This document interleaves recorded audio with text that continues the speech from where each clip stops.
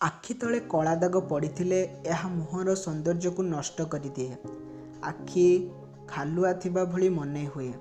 आजिकाली यही समस्या अनेकंकर थिबारु देखिबाकु मिले।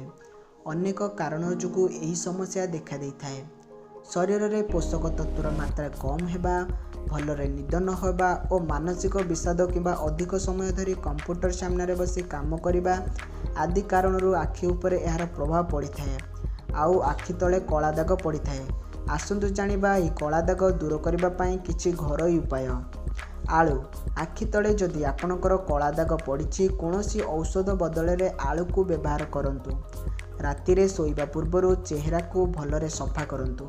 यापरे आलू को पतला करी काटी एक स्लाइड आखि रे 20 रु 25 मिनिट पर्यंत रखंतु और धोई दियंतु। प्रतिदिन एपरी करबा द्वारा आस्ते आस्ते आखि तल कला दाग दूरे जीव। काकुड़ी रस कला दाग पई बहुत उपकारी। काकुड़ी को छोट करी काटी आखि उपरे रखंतु। 15 मिनिट पर धोई दियंतु। एपरी नियमित करबा द्वारा आपण काकुड़ीर उपकारिता अनुभव करि परिबे।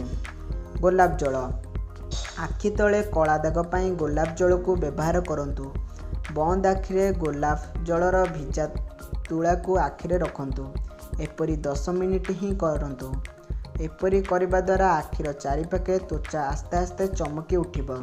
बादाम तेल कला दागरू रक्षा पाइबा पई बादाम तेल बहुत लाभदायक।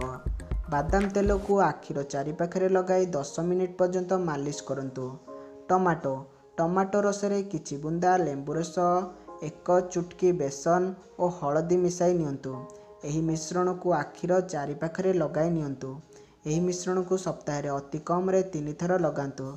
एपरी करबा द्वारा कला दाग बा डार्क सर्कल धीरे धीरे कमिजिब। आपणको चेहरार पुणी चमकी आसिब। एही उपाय मध्यरु आपण कोनोसी भी उपाय करि परिबे। जदि आपनको आम चैनल भल लागिछि ताले गोटे लाइक करंतु, सब्सक्राइब करंतु और शेयर मध्य कर दियंतु।